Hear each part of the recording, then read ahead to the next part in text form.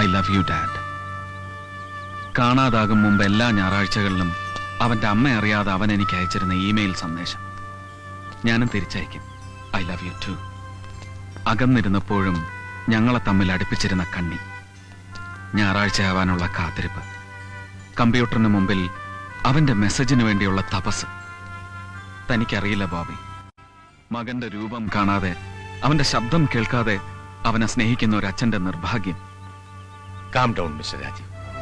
തൽക്കാലം നമുക്ക് പോലീസിൽ ഇൻഫോം ചെയ്യേണ്ടെന്ന് വെക്കാം. കാരണം അവരുടെ കയ്യിൽ അവനെ കിട്ടിയാൽ സ്വാഭാവികമായും തന്റെ വൈഫിനെ അവർ ഹാൻഡ് ഓവർ ചെയ്യും. അവിടുന്ന് സച്ചിനെ തന്റെ കസ്റ്റഡിയിൽ കൊണ്ടുവരിക എന്ന് പറഞ്ഞാൽ ഇമ്പോസിബിൾ എന്നൊന്നും ഞാൻ പറയുന്നില്ല, ബട്ട് ഇറ്റ് ഈസ് ഡിഫിക്കൽട്ട്. അതുകൊണ്ട് നമുക്ക് തൽക്കാലം നമ്മുടേതായ രീതിയിലൊരു അന്വേഷണം. മനസ്സിലായില്ല. ഇപ്പോ ഏത് കേസിനും പ്രൈവറ്റ് ഡിറ്റക്റ്റീവിനെ സമീപിക്കുന്ന കാലമാണല്ലോ. എന്തുകൊണ്ട് നമുക്കും ആ വഴി നീക്കൂടാ?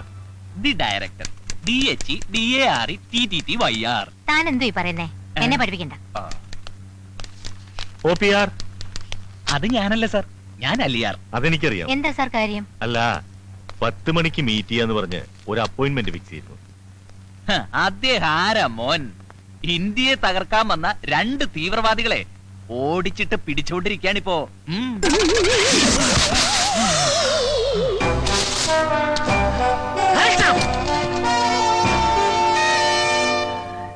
ഇച്ചോക്കിനെ വെട്ടിച്ച് നീ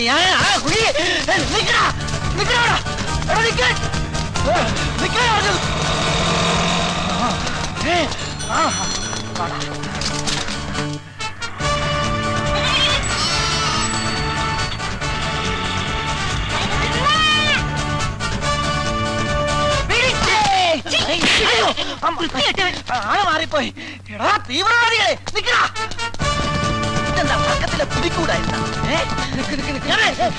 എത്ര നേരമായി നമ്മൾ ഓട്ടം തുടങ്ങിയിട്ട്? അല്പം റെസ്റ്റ് എടുത്തിട്ട് ഓടിയാ പോരെ? ശരിയാ, എത്ര നേരം നമ്മൾ ഓട്ടം തുടങ്ങിയിട്ട്? അല്പം റെസ്റ്റ് ചെയ്തിട്ട് ഓടാല്ലേ? അതിരിക്കട്ടെ, എവിടെ നിങ്ങളുടെ വീട്? ബോംബെയില്. ബോംബെയിലാ? ബോംബെയില് ഞാൻ കുറച്ചാളുണ്ടായിരുന്നു 1983-ല്. പിന്നെ ഞാൻ നാട്ടിലേക്ക് പോന്നു. യോ, സമയം ഒരുപാടായി. എന്നാ നമുക്ക് ഓടാം. ഓടാം.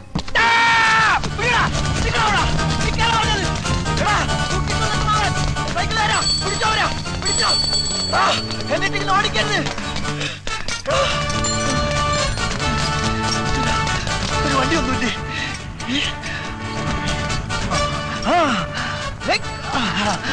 വിട്ടോ വിട്ടോ വിടോ. ആ സുട്കേസായിട്ട് പോണില്ലേ? അവര് പോയ പോ. ഇയാളെന്താ മന്ന ബുദ്ധിയാണോ?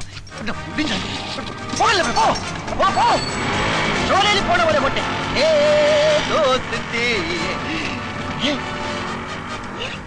ഇത് പോയില്ലേ? എടോ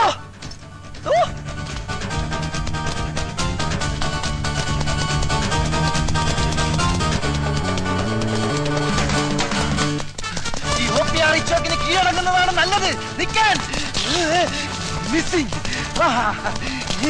പിന്നെ മിസ്സിംഗ്.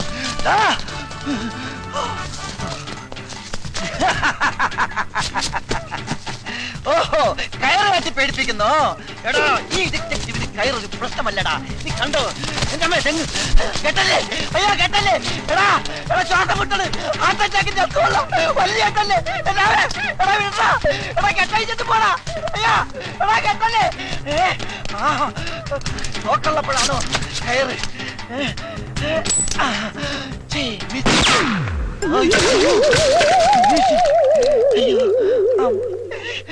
അയ്യോ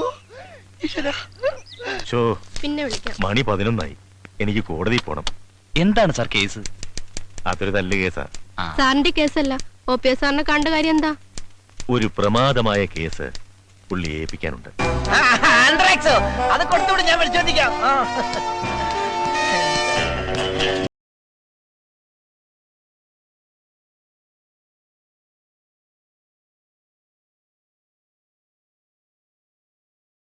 hello mister Bobby Varghese. Stand up. Left and right hand seat ആണോ? ഇരിക്കൂ, ഇരുന്ന് സംസാരിക്കാം. രാവിലെ എന്തായിരുന്നു? വെള്ളയപ്പം റോസ്റ്റും. അതല്ല, രാവിലെ വലിയ ബിസി. അതാ, അത് 2 പാകിസ്ഥാൻ ചാരന്മാരെ കസ്റ്റഡിയിൽ എടുക്കാൻ വേണ്ടി പോയതാ. സർക്കാർ നേരിട്ട് പറഞ്ഞ കേസായതുകൊണ്ട് ഉപേക്ഷിക്കാൻ പറ്റില്ലല്ലോ. ഞാൻ ഇല്ല എന്ന് പറഞ്ഞതാ, എന്നിട്ട് എന്റെ തലയെ കെട്ടിവെച്ച്. 6 കോടി രൂപയുടെ ആയുധ ഇടപാടിന്റെ കേസാണ്. ഇതിന്റെ പിറകിൽ മറ്റവരെ പ്ലേ ഉണ്ട്. ആരെ? അമേരിക്ക. പിന്നെ ഒരു കാര്യം, വളരെ സീക്രട്ട് ആയതുകൊണ്ടാണ്. ഇല്ലെങ്കിൽ ഞാൻ കുറെ കാര്യങ്ങളോട് പറഞ്ഞു തന്നേനെ. അല്ല, താമന്ന കാര്യം പറഞ്ഞില്ലല്ലോ. വളരെ പ്രധാനപ്പെട്ട ഒരു കാര്യം എനിക്ക് തന്നോട് സംസാരിക്കാനുണ്ട്. Tell me truth. എനിക്കൊരു ആത്മാർത്ഥ സുഹൃത്തുണ്ട്, വൺ മിസ്റ്റർ രാജീവ് മേനോൻ. പുള്ളിക്കാരനും ഭാര്യയുമായി ചില അഭിപ്രായ വ്യത്യാസങ്ങളും പ്രശ്നങ്ങളൊക്കെ ഉണ്ടായി. അവർക്കൊരു കുട്ടിയുണ്ട്.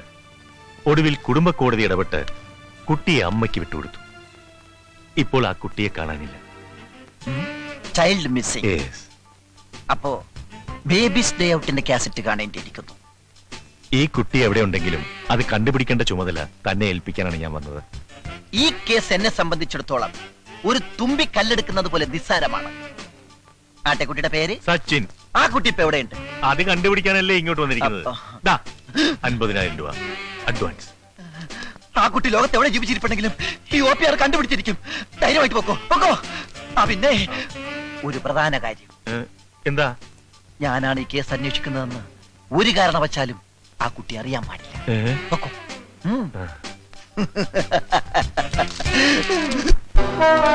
അപ്പോ നീ പറഞ്ഞാലും നിന്റെ മോൾ അനുസരിക്കില്ലെന്നാണോ? ഞാൻ ആവുന്നതും പറഞ്ഞു നോക്കി അച്ഛ. മോളെ, ഇങ്ങനെ കുടുംബത്തിൽ അപമാനം ഉണ്ടാക്കുന്നതിലും നല്ലത് വല്ല ട്രെയിനിലും തലവെച്ച് ചാകുന്നതാ. അയ്യോ അച്ഛ. ഹലോ, എന്റെ ഓഫീസല്ലേ? ആ കുട്ടിയുടെ അമ്മയും അപ്പൂപ്പനും തീവണ്ടിക്ക് തലവെക്കും. ഉടൻ തന്നെ റെയിൽവേ സ്റ്റേഷനിൽ. പരിപാടിയുടെ ഈ ഭാഗം നിങ്ങൾക്കായി സ്പോൺസർ ചെയ്തിരിക്കുന്നത് വെട്ടുകത്തി ഫൈനാൻസിയേഴ്സ് ആൻഡ് റോയൽ പാറ്റ ഗുളികാസ്. TV സീരിയലായിരുന്നു ഞാൻ.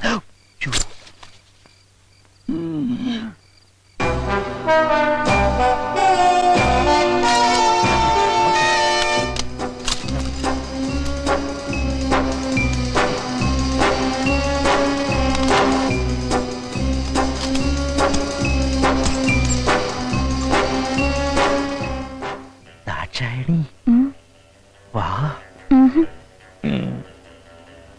ഒയ്ക്കോ, ഞാൻ പിന്നെ വരാം. ഈ സ്റ്റെയർ കേസ് ഇവിടെ ഉണ്ടായത് നന്നായി. ഇല്ലെങ്കിൽ കയറ് കെട്ടി ഇറങ്ങേണ്ടി വന്നേനെ.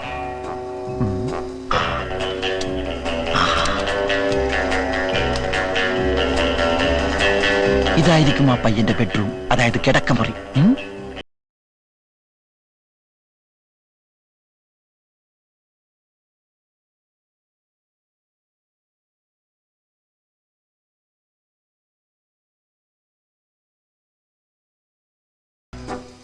കൊച്ചു കള്ള, എന്തിനാ ഇത്ര ധൃതി? അയ്യോ, മുതലാളി ചുമക്കുന്നു. ഉണന്നെന്നാ തോന്നേ.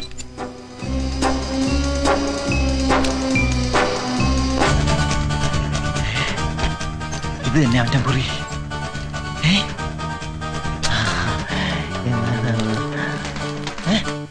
ബാലരാമ.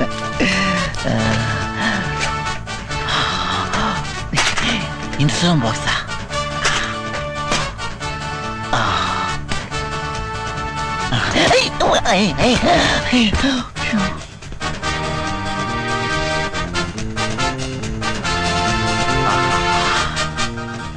ഇത് തന്നെയാണ് സച്ചിന്റെ ഡ്രസ്. ഇത് തന്നെ. ഇതിരിക്കട്ടെ. അവന്റെ ഒരു വിരലടയാളം കൂടി കിട്ടിയിരുന്നെങ്കിൽ. ദാക്ഷായണി,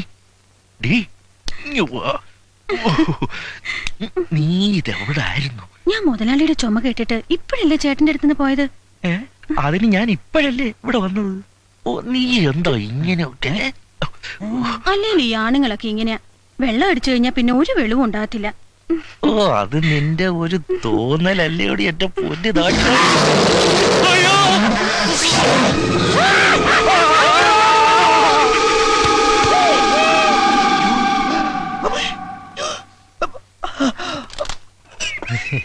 മോനിവിടെ ഞങ്ങൾ ഇപ്പൊ വരാം.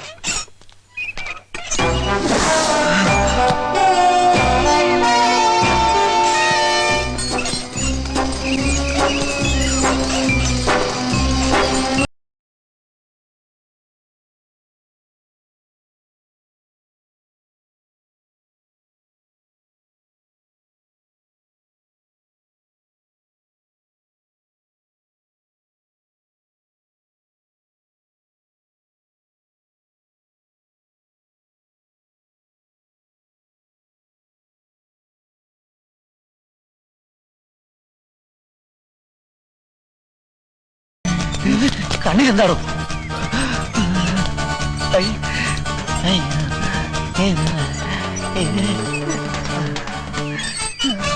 ആരാ? അത് തന്നെ എനിക്കും അറിയേണ്ടത്. നീ ആരാ? സച്ചിൻ. കയ്യിലെവിടെ? 2, 1.5 അടിയും കൃത്യം. ഓന്റെ അച്ഛനും അമ്മയും അവർ രണ്ട് വഴിക്ക് പോയി. My God. എന്റെ ഈശ്വര, ഡോക്ടർ കൽപ്പിച്ചതും പേഷ്യന്റ് ഇച്ഛിച്ചതും മിൽക്കെന്നെ. മോനെ, മോൻ മാമന്റെ കൂടെ വാ. എന്തിനാ? മോനെ ഞാൻ കപ്പയും മീനും പപ്പയും മമ്മിയും കാണിച്ചു തരാം. പപ്പയും മമ്മിയും വരും. വരും. അവര് ഡൈവേഴ്സ് ആയി പോയില്ലേ? മോൻ മാമന്റെ കൂടെ വാ. വാ വാ. തനിക്ക് എന്താ കാര്യം? ദേ, ഈ അനാഥ കുട്ടിയുടെ കാര്യത്തിൽ താൻ ഇടപെടാൻ പാടില്ല. അനാഥ കുട്ടിയോ? ഇത് ഞങ്ങളുടെ കുട്ടിയാ. എന്താ തെളിവ്? ഒന്ന് മാറിയേ. വാമനെ 3 അടി 1 അടി തീർന്നത് ഭാഗ്യം.